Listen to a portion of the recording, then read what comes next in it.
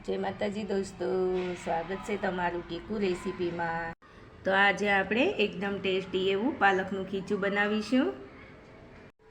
તો પાલકનું ખીચું બનાવવા માટે આપણે આ કુમળા પાનવાળી પાલક લીધેલી છે અને પાલકને ધોઈ લીધી છે અને હવે આપણે પાલકને ક્રશ કરવાની છે। તો આવી રીતે આપણે પાલકને મિક્સર જારમાં કટ કરીને લઈ લઈશું। પાલકની પ્યોરી બનાવી લઈશું। આવી રીતે બધી પાલકને આપણે કટ કરીને મિક્સર જારમાં લઈ લઈશું।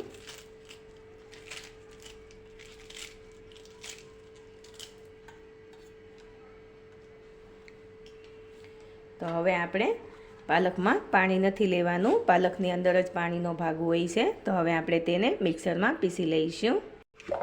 તો જોઈ શકો છો આપણે પાલકની પ્યોરી બનાવી લીધી છે। હવે આપણે તેને ગાળી લઈશું। તો આવી રીતે બાઉલ લીધું છે અને તેની ઉપર આ ગળણી મૂકી દીધી છે અને આને ગાળી લઈશું।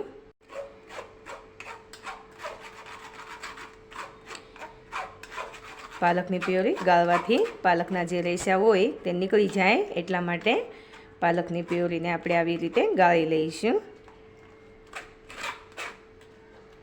જોઈ શકો છો આવી રીતે આ રેસા છે તે ઉપર આવી ગયા છે, એટલે રેસા નીકળી જાય એટલા માટે આપણે ગાળીને લેવાની છે।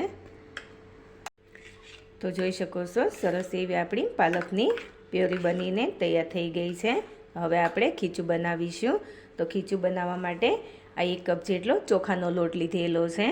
તો આપણે 1 કપ જેટલો ચોખાનો લોટ લીધો છે, તો તેની સામે આપણે 1/2 કપ જેટલું પાણી લઈશું અને 1/2 કપ જેટલી આપણી પાલકની પ્યોરી છે, એટલે પાલકની પ્યોરી અને પાણી થઈને આપણે 3 કપ જેટલું લેવાનું છે, એટલે આપણે અત્યારે 1/2 કપ જેટલું પાણી લીધું છે।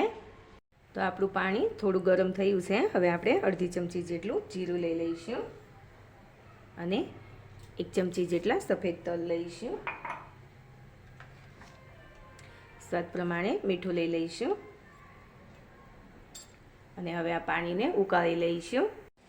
તો થોડું પાણી ઉકળ્યું છે, તો આપણે હવે આ વાટેલા મરચાં અને લસણ ને આદું વાટેલું લીધું છે અને આપણે આ બેકિંગ સોડા લીધેલો છે અને હવે પાલકની પ્યોરી લઈ લઈશું। પાલકની પ્યોરી લઈને આપણે બરાબર હલાવી લઈશું અને હવે આ પાણીને આપણે એકદમ 5 મિનિટ માટે ઢાંકીને ઉકાળી લઈશું, એટલે બધી ફ્લેવર પાણીમાં બેસી જાય, એટલે આપણે 5 મિનિટ માટે તેને ઉકાળી લઈશું। તો હવે આપણે 1 ચમચી જેટલું તેલ લઈશું અને બરાબર મિક્સ કરી લઈશું। તો પાણી બરાબર ઉકળી ગયું છે, જોઈ શકો છો એકદમ સરસ એવું પાણી ઉકળી ગયું છે। હવે આપણે જે ચોખાનો લોટ લીધેલો છે તે આપણે થોડો થોડો કરીને લેતા જઈશું અને આવી રીતે વેલણની મદદથી હલાવીશું। ગેસની ફ્લેમ આપણે સ્લો કરી દઈશું અને આવી રીતે હલાવીશું।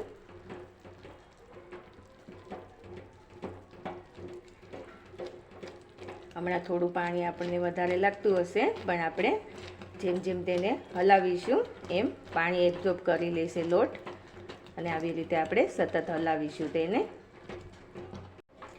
આવી રીતે આપણે સતત તેને વેલણથી હલાવી લઈશું, એટલે આપણું ગાંઠા વગરનું ખીચું તૈયાર થઈ જશે।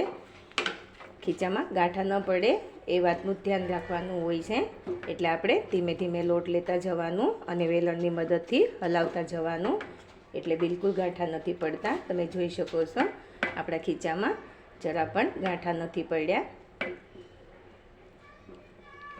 તો જોઈ શકો છો એકદમ સરસ એવું આપણો લોટ અને પાણીને બધું મિક્સ થઈ ગયું છે।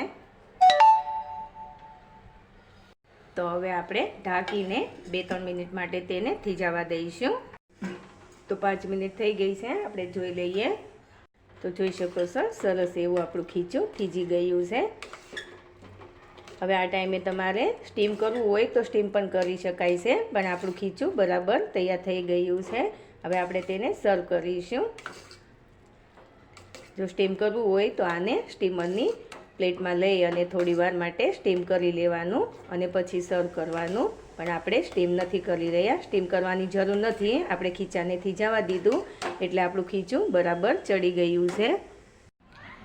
તો આપણે ખીચાને પ્લેટમાં લઈ લીધું છે. ઉપરથી આ અથાણાનો મસાલો લઈ લઈશું. થોડા કોથમીરના પાન મૂકી દઈશું અને ઉપરથી આ તેલ મૂકી દઈશું. આપણે કાચું તેલ લઈશું. કાચા તેલ સાથે ખીચું ખાવામાં ખૂબ જ સરસ લાગે છે. તો તૈયાર છે આપણું એકદમ ટેસ્ટી એવું પાલકનું ખીચું. તમે જોઈ શકો છો કેટલું સરસ ખીચું બન્યું છે. અને આ ખીચાને કાચા તેલ સાથે ખવાતું હોય છે, તો આપણે સિંગ તેલ લીધેલું છે. સિંગ તેલમાં ખીચું ખાવામાં ખૂબ જ સરસ લાગે છે. તો ખીચું ઘરે એકવાર જરૂરથી ટ્રાય કરજો અને મારી ચેનલને લાઇક કરજો, શેર કરજો અને સબસ્ક્રાઈબ કરીને બેલ આઇકન જરૂરથી દબાવજો અને કોમેન્ટ કરીને કહેજો કે પાલકનું ખીચું કેવું બન્યું છે.